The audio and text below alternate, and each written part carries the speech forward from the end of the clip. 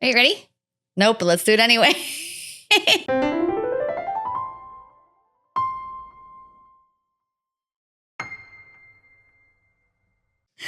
Hi, everyone, and welcome to the Nerdy Psychologist Book Club. Get ready to explore the psychology and mind games behind your favorite YA novels. I'm Brandi Hawk, a trauma psychologist and proud book nerd. And I'm Deanna Boys, a expert in psychology and also a proud book nerd. Let's talk about your favorite heroes and villains, why they do what they do, and what that means for us. Welcome to the club. All right. So as a reminder for everyone, each month we're going to read a new book. Every week we'll have a new episode that looks at a different character or situation within the book. We're starting a new book series this month. Deanna, what are we reading? We are reading Fable for the End of the World. And I don't know if you can see it because it's like shiny because it's a library book.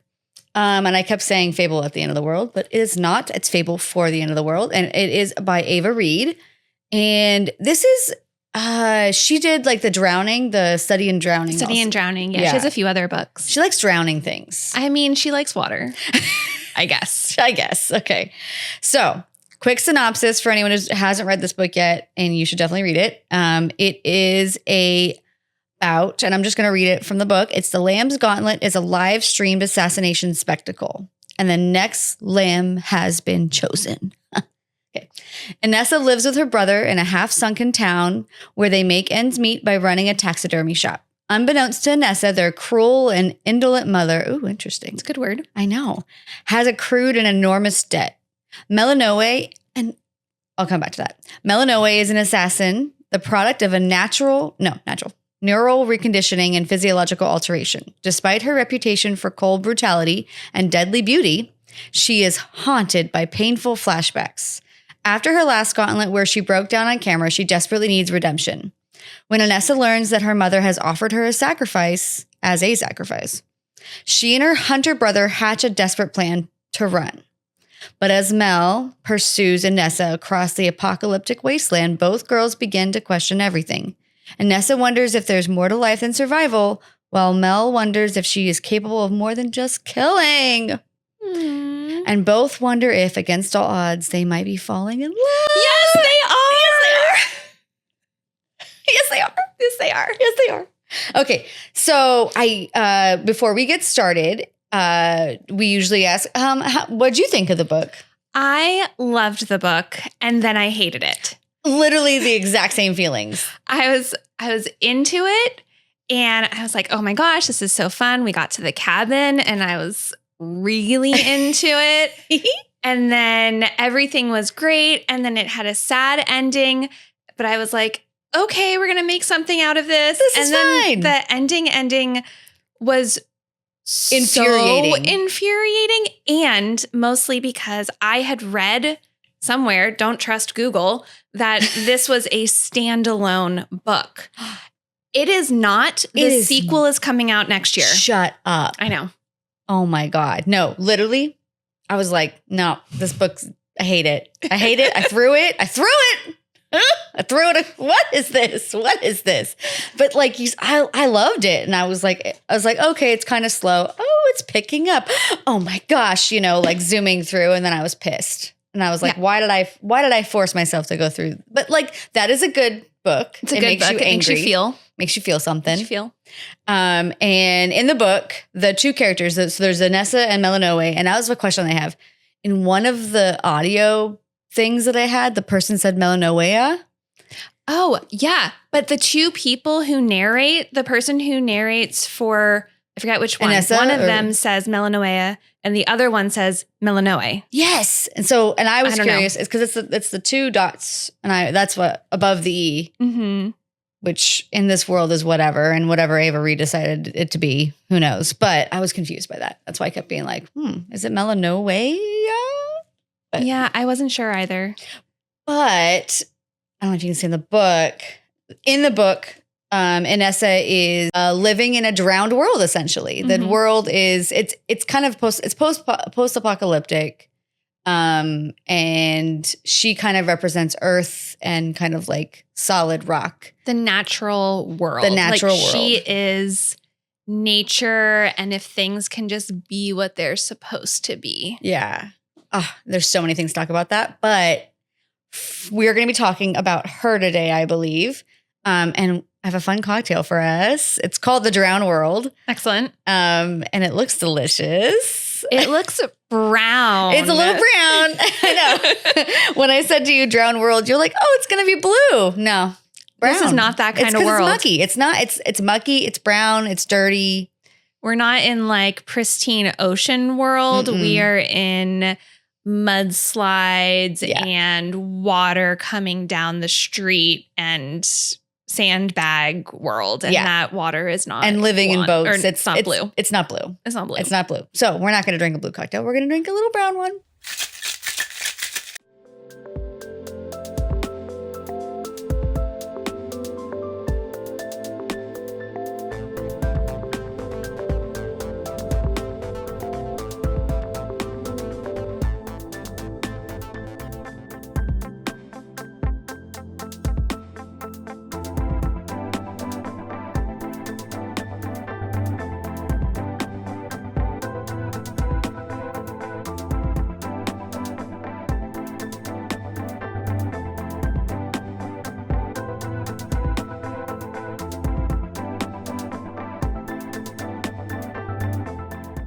Okay. Cheers. Cheers, Emmy. I'm so careful. I will spill this. Ooh, that is delicious. That is delicious. I don't think I'll be sleeping tonight. I know. I should have warned you. Sorry. I kind of came up with this the last minute. It's okay. It's going to be fine. So we have our drinks. Let's talk about Inesa. Let's. So the thing that I want to bring up about Inesa is actually something good. I feel like we always talk about bad things. Honestly, I actually really connected with Inesa. She is great. And I'll get into it in a minute, but I connected with her a lot. So I feel like in a lot of our episodes, we've talked about things like cognitive dissonance, belief perseverance, like why do people do the terrible things that they're doing? And Inesa, I want to actually talk about what happens when we do the opposite and when we actually live into our values. Oh my gosh. Because I think that she does that. I think she does too. Yeah, and that's probably why I really connected with her. Yeah. So tell me more about why you connected with her. It was one of the times, well, it's multiple times actually. She was talking about like how other people look at her as well. She's weak. She's weak because she sees that everybody has pain. And like she feels sorry for with the they're called wens. And oh, that's like a whole other thing that we definitely have to talk about. We have to talk about, but yeah, she feels sorry for people who have been basically like genetically mutated by radiation. Eating genetic mutations. Yeah. Which is, subcontext. We'll get into that. But so she feels sorry for them. And then she also feels bad for like the creatures that are also like webbed feet deers and stuff. Like just loving the unloved. And that is absolutely my go-to. I love ants. Everyone's like, ants are gross. I'm like, I love them. I love them out in the world, not in my house. I mean, I don't want them in my house either, but I love them. Actually, I do want them in my house. But I don't actually. No, you don't. You actually really don't. You know what it is someone got me an ant farm. Actually, a very good friend of mine got me an ant farm because she knows how much I loved ants. And I was like, I can't bring myself to trap them. Oh, because I love them too much. I love the unloved. And so I think that's what was kind of connecting me to her, was feeling like very like, oh. Yeah, so there's this value. Yeah. Right? So a value of caring for people and things and seeing the humanity within everything. Yes. Right? That's, we're besties, me and Inesa. Basically the same. Yeah. But so you brought up, though, that people make fun of her or put her down. And so I think that's where the story really starts, right? She has this heart of compassion and care, but her behaviors are not really allowed to show that. Yeah. Right. And so sometimes when we have values that are different from the values of the culture around us, we're put down. Yeah. And people tell us there's something wrong with you for doing the things that you do because it's not the same as the rest of us. So where did you see that coming up for her? Literally the entire time. I mean, fair. Just thinking about the opening scene when Sana, the other girl that was killed in the gauntlet. Yeah, Sun. I don't know. All these names, I gotta tell you. They were good names, but they were hard to pronounce sometimes. To pronounce. The dad, who was the one that put her in the gauntlet, which we should probably get into, comes in to try to embalm her. Yeah. It was such a weird scene. It was weird. And it was, but like, rather than like seeing the compassion and recognizing he's grieving, she helps him out and gives him a discount. You know, it's still capitalistic, but I was like, okay, well, you care about your community enough to not be, I don't know. She finds something of value in even the people that everyone else says are not valuable. Yes, something of value, yeah. That's like the entire time. She's even, let's talk about parents. When should we jump into mom? So we're going to spend an entire episode talking about mom. Okay, mom's terrible. We're going to talk a whole lot about why mom is the way she is. Yeah, we should. Right? So put like a little pin in that. Put a pin in that. I was like going to say, but like with mom. But yeah, I saw that with that. But mom puts her down, right? For her interest in other people, for caring for others. Her brother puts her down for caring for others. Like, why does it matter? Like, right? Why would you help that guy? Yeah. Oh, and then when she's being chased by Melanoe and he gets out a shot at her, and then her first instinct is she dead? And it was not, are we safe? It was, is she okay? Yes. That's where it really clicked in that she's like, oh God, she's hurt. Yeah, and she actually cares about this person, even though she hates this person at the time. Yeah. So she's caring the whole time. She cares, but she can't behave that way, right? So, oh yeah, true. Like, what are her behaviors that are not in line with her values? She rose right on past that woman. Oh, true. Who needs help with sandbags. That's true. You're right. And that comes up later because that woman helps her. Yes. When she gets picked for the gauntlet. Oops, sorry. When she gets sent to the gauntlet, yeah.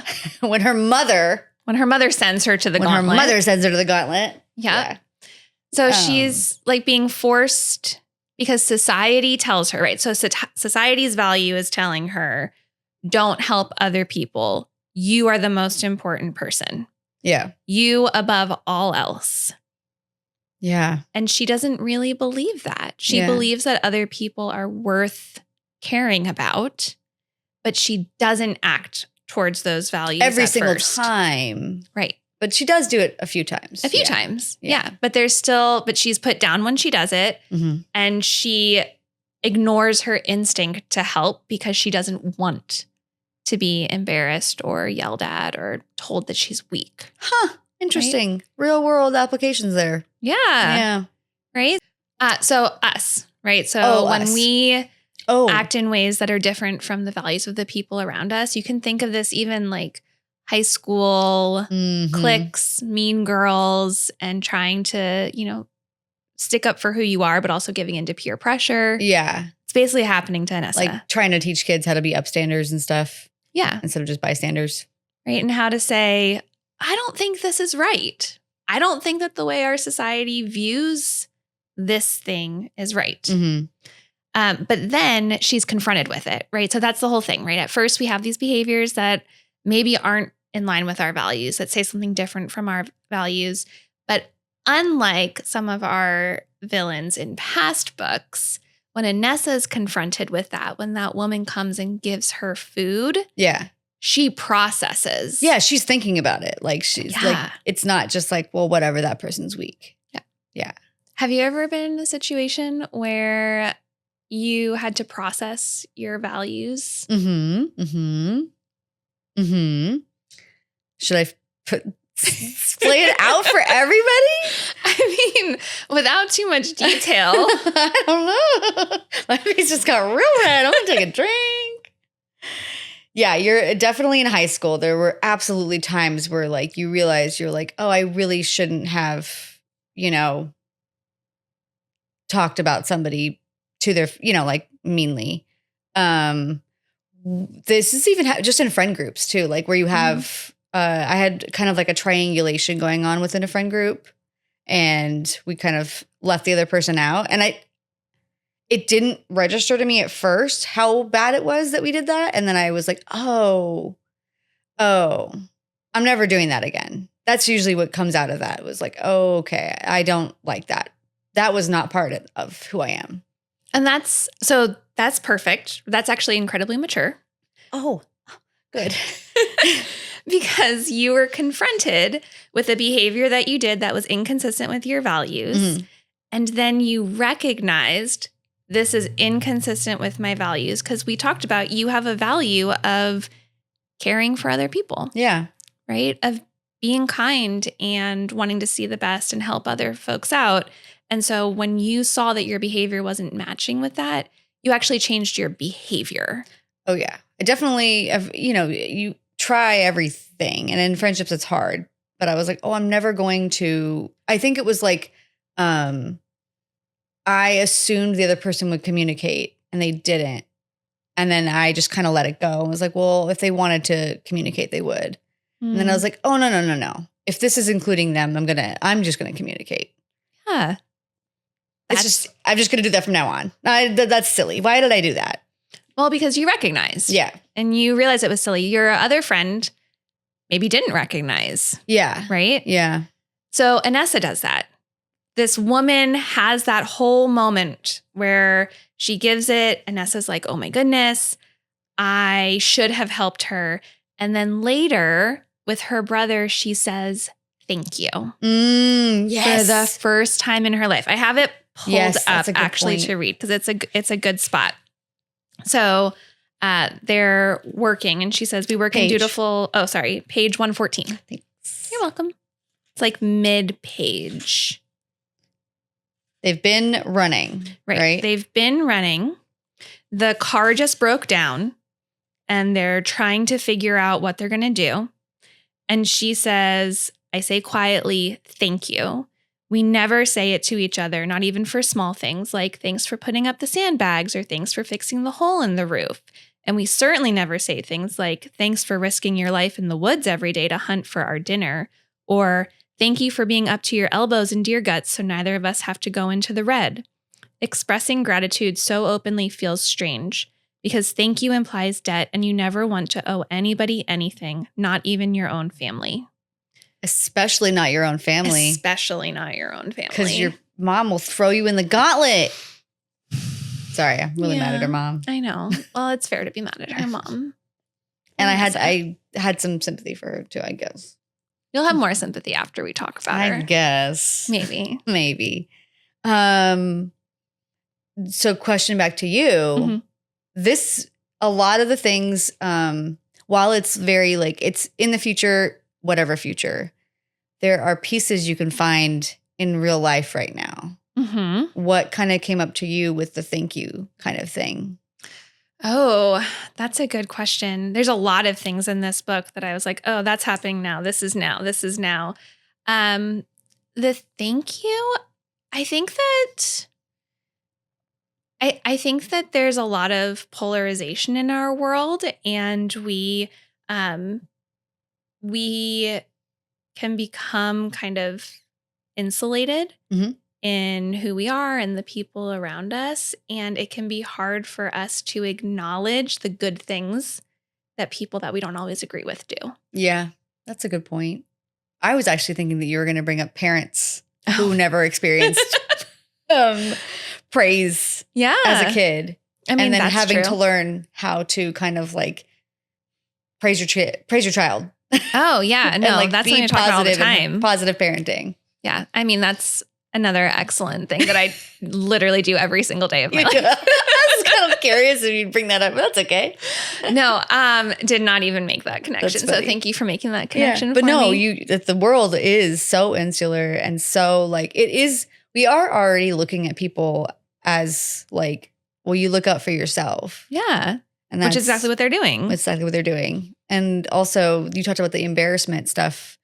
There's always a camera on them. Mm-hmm. It doesn't seem to be on people all the time, but once you're in the gauntlet, there's always a camera. There's always. And that's something that people especially kids nowadays are growing up with the panopticon that is our world, where at any time anyone can pull out a camera and you're not supposed to, and it's frowned upon, but everybody does it. But you're always on. You're always on. And so someone can catch you in that moment when you are not acting in line with your values. Mm-hmm, mm-hmm. Or they can take whatever that moment is that you are acting in line with your values and then twist it into something totally different. Which, are we going to talk about that today? Yeah, let's do it. So we're talking about her living into her values. She says thank you to her brother. She's making movement. Mm-hmm. She meets Melanoe. Well, I mean, she's attacked by Melanoe. She meets. They have a meet cute. Kind of. Yeah, they kind of do. They have a meet cute. I'm trying to kill you. Right off the bat, though, you can feel the sexual tension when she's choking her. It's like immediately the most beautiful being I have ever seen lands on top of my car and is trying to kill me, and I can't stop looking at her glistening white hair. I love when authors take the place of the person and they do it like first person, and because they're unreliable narrators. They're not, but like that's exactly like I wouldn't have probably thought that if you just wrote it like a different way. You're like, oh, and then Melanoe jumped on the top of the car, but she's like, and the most beautiful creature, and like I can only think about her, imagining her with her lithe limbs. I love little fantasy, silly stuff. It's so good. So she meets Melanoe. Yeah. They have a very difficult initial meeting. Yes. And yet she doesn't want her to die, right? Mm-hmm. So you brought up already when her brother almost kills her but doesn't. She's worried about her being dead. She then goes on to care for her. And there's this whole topic, right, where Melanoe is like the opposite of Inesa. If Inesa is the Earth, Melanoe is cyber world. Yeah. Right? Yeah. And Inesa is able to see good even in cyber world. Yeah. Well, I mean, she's hot. I mean, yeah. She's hot. We'll talk about that too. But yeah, so like she sees this person who she should hate and she chooses to care for her instead. And that is when Inesa like truly decides, I'm going to live into my values. My values are that all people are worthwhile. Yeah. Even the Wens. I know. Even Melanoe, this non-human cyber thing that is trying to kill me. Because she's definitely human. This isn't like a Lulu situation where I think that there is a skin suit on somebody. Which there was not a skin suit. This is like she was a girl. She was 15 when she was taken. No, I thought she was like 8. Oh, she was 8. Little. She was a little girl. Her first kill was when she was 15. That's true. Yeah. So she's a human, but she's been altered. Yeah. She's been altered with a fake eye. So she has this like cyborg eye that sees all the time. She's got enhanced everything inside of her body. And she's just enhanced in every way possible. Enhanced. Made not natural. But Inesa, this person who believes that the things that are mutating are still beautiful and are still worthwhile. They're still trying. They're still trying to survive. She sees that beauty in Melanoe. She sees the beauty. Inside and out. Where are you going with this? So can we talk about the cabin? Oh, yeah. I was like, where are we going? Are we getting spicy? So tell me about your thoughts on the cabin. I was like, it's interesting to hear, because I did audiobook and I did, I did both. And it was interesting to kind of hear the perspective of how the other person views them. Although I think they use the same voice. No, it's different. It was different. Yeah, no, but I'm saying like they used the voice of Inesa whenever you heard her talking in her story. I don't think audiobook. so. Oh, in my audiobook, it sounded like it. We will let the readers decide. We'll have to ponder. But I was like, well, this is just like Air and we're in only one bed. Oh no, we're Oh cold. no, we're so cold. I loved it. I love the cabin, and I was telling you this. That's where the book ends. Actually, Yep, is the book cabin. ends in the cabin. There's nothing else that happens. We can just end it here and go home. Nothing else happens. That's what I think. I agree. We live forever in the cabin. Like, we live forever in the cabin. There's no cameras. There was no cameras, right? Well, that's what they think. Yeah. But then actually there were cameras the whole time. And so everyone sees them both naked. I know. Everyone sees them doing all the spicy things that they did. Mm. But they didn't know it at the time. They didn't know it at the time. Mm. Love them. So she is able to be exactly who she is with Melnoa, right? Yeah. They're in the cabin.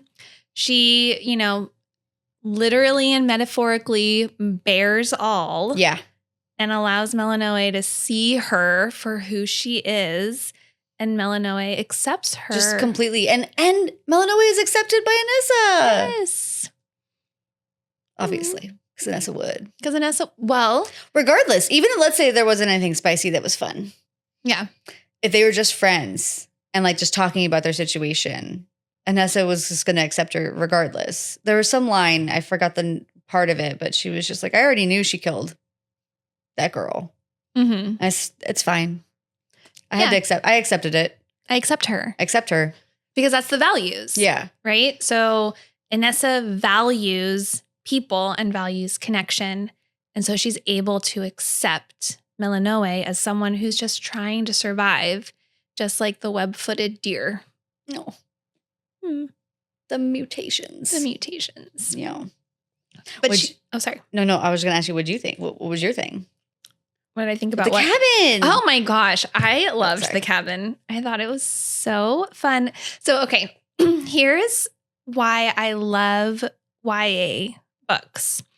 Because the spice is there, but it's not explicit. And so you have to imagine it. You have to imagine it, which is like why we're doing this anyway. Yeah. My favorite thing is like, oh, my girl or whatever, like she reads so many books and like the girls will be like, I'm reading smut, you guys. Yeah. Like I'm reading smut. Yeah.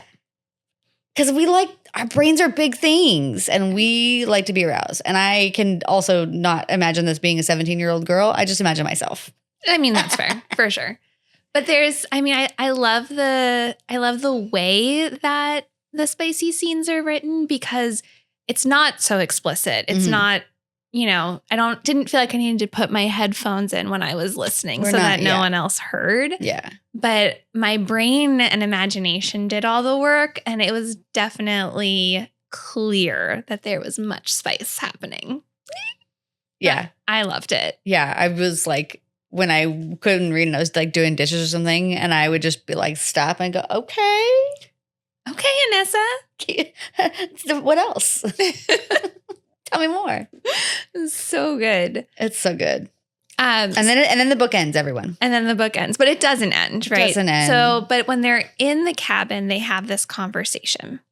So Melnoa tells Inesa about her history, which we'll talk about next time.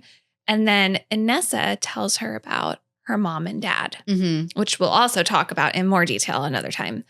But she shares this story of how mom and dad fell in love. They moved to Esopus and then were no longer in love, right? Yeah. And Melnoa says something like, sometimes love isn't enough. And Inesa says, no, that cannot be true. They were not in love. I know. Right? I remember that scene. I was like, okay, whatever. But because, right, so Inesa has a value for that people are worth caring about. She also has a value that love should conquer all, basically. Love right? should conquer all. Love is love, and if it doesn't persist, then it was never love.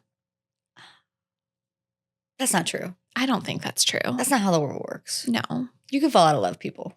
Yeah. You love so many people over the course of your lifetime. No. I mean, it's not my value. My value is not that. Yeah. I think there's a lot of people that you love, and you can love somebody deeply, and then you can, not love them anymore. Yeah. And you can choose to continue to love people. And some Which people is are easier to love. What Inesa does. She chooses to continue to love people. Right. Including her dad. Including her dad, which is crazy. Which is crazy. I kept being like, is dad part of this story at all? He's a just compass? a flashback. He's just a compass? He's a flashback and a compass. And I was just like, so maybe he'll be in book 2. Or he's dead, or he's a Wend. Oh, he's probably a Wend. Ava Reed, make him a Wend.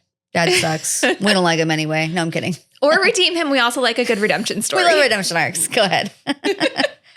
But so we see Inesa like truly live into this value at the end. And I think that you hated this and I hated it, but I'm going to read it anyway. Yeah, might as well. Spoilers, everyone. So this is the very last piece on page 370, the very last thing.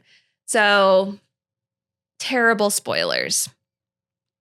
The cabin is not actually where the book ends. No, guys, the cabin's where the book ends. The book continues.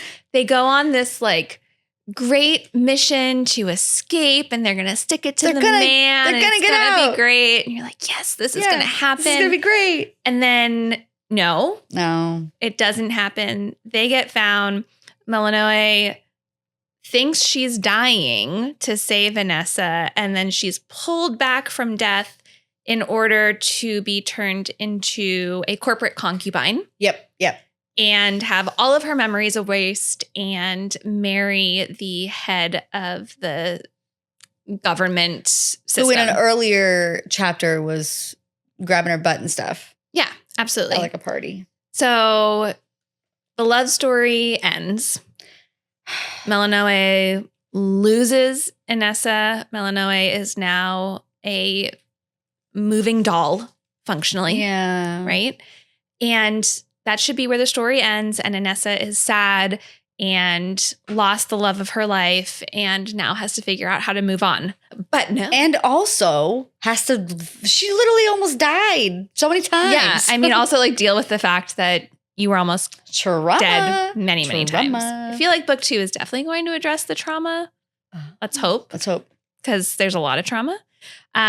But she does not just let Melanoe leave because Inesa has that value of love persists and love does anything for the other person. So she packs up, goes into the city, and tries to find Melanoe. And she says on page 370, maybe she won't appear today, but I'll come back tomorrow and the next day and the day after that if I have to. I'll push through the crowds, I'll watch, and I'll wait. I'm 17 and I have 1,000 brilliantly hued hazardous sunrises to spare, and yet not a moment of it will feel like a waste, because I know that when our eyes meet through the glass, over the heads of strangers, in the bright, shining dawn, or the soft, fading twilight, she'll remember. Will she, though? I mean, that's the question for book 2. Will she? Will she? I mean, I guess, yeah, we're not getting into her today, but she, will she? I don't know. Is Inesa's value accurate that love will conquer all and Melanoe will see her and remember her? Or is Inesa going to have to, work hard at it? She might. Like 51st Dates. I love that. Make a little video of like their time together and then go and like remind her, like, remember this? Because I'm curious. I keep getting into Melanoe because she's clearly captured my attention. But like Inesa could try to make her remember, I guess. Mm-hmm. Keep showing up.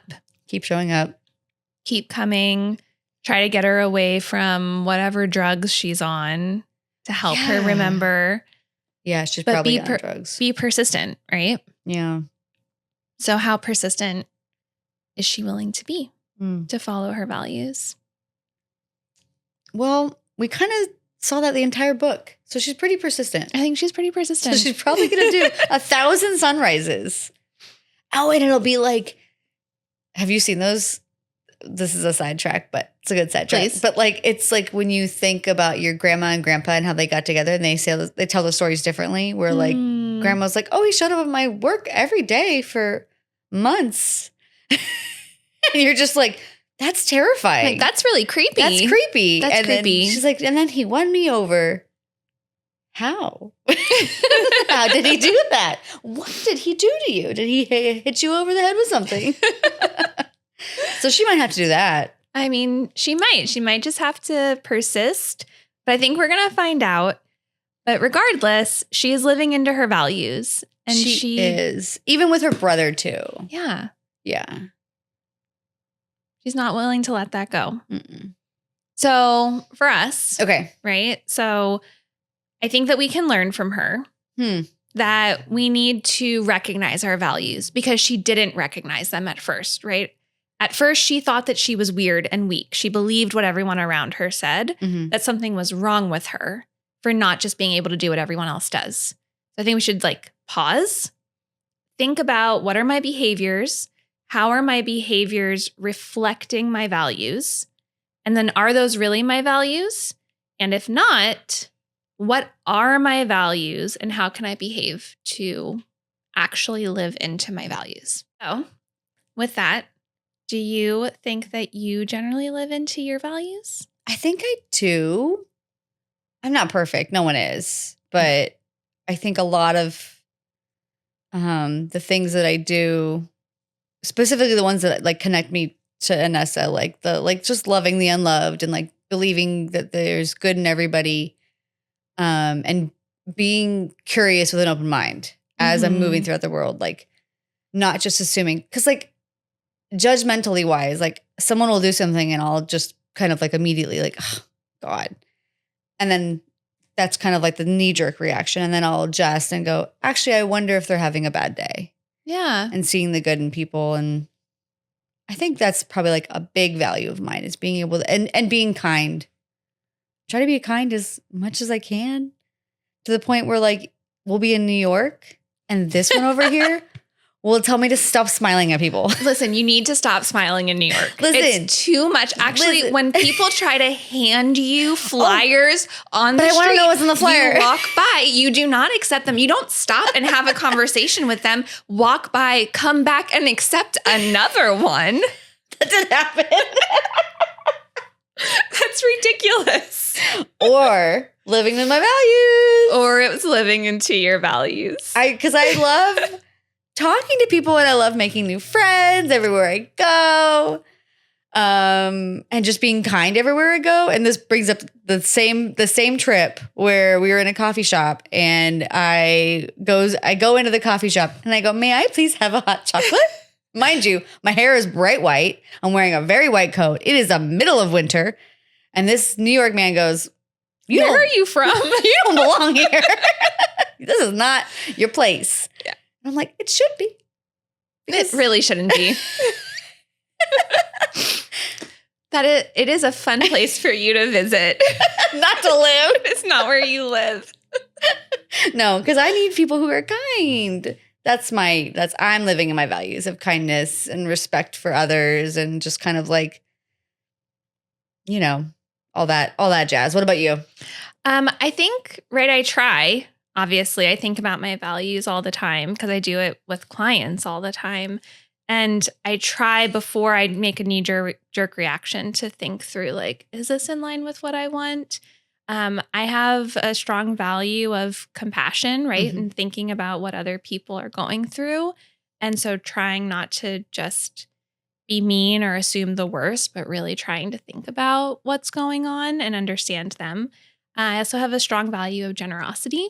Yes, you do. You're very generous. Oh, thanks. Yeah. It's been something that I think can be off-putting for people who don't understand it. And it's been interesting, we'll be out and you will be like, oh, I'll just put it on my card. It's fine. And then someone's like, well, okay, I'm going to Venmo you $23.72. And you're like, actually, no. Just whatever. You're being weird. So I have it's something that you have, in my opinion, demonstrated many times to me. Oh, thank you. Yeah. It's that's definitely a value where I try to lean into it. And then you can also see all the places where you fail, right? Yeah. But I think that's the thing about values is that we're never going to get it right. Yeah. We don't live them out moving towards fully. it. but it's always like, am I moving towards it? Am I trying to be a mom who really, really loves and cares for her daughter and puts her daughter's like feelings first, right? Or do sometimes I lean into selfishness? And, you know, honestly, sometimes I lean into selfishness. You kind of need to sometimes. Right? Yeah. So I think that's always a balance, right? Taking care of yourself, taking care of other people. You can have both of those values and you can't live into them both at once. That's a really good point, because like caring about others, and if you do it to the point of exhaustion, you and I were just talking about this, being a martyr. Yeah. Like if you do too much, like who are you helping? You're tired. Yeah. You're not helping others, and you're not doing anything that you really want to do. Yeah. So I think that's important also. Yeah. Oh, this was such a good conversation. This was a good conversation. It's therapy for both of us. I know. I think, this is a good, it's not just my therapy this time. No, it's my therapy as well. Yeah. It was really nice. Thank you. And I will continue to smile at people everywhere. You should. I will be less judgmental of you when you do it. But I think that's a good place to stop. Yeah. Yeah. So if you made it with us, yay. Good job.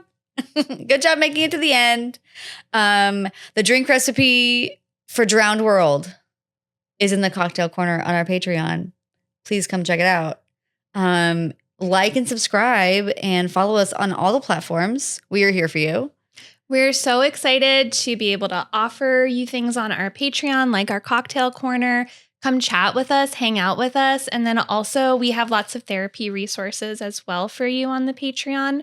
We'd love to have you part of our book club, both listening to our podcast and chatting with us day to day. Yeah. So thank you all so much for joining us today. Bye. Bye.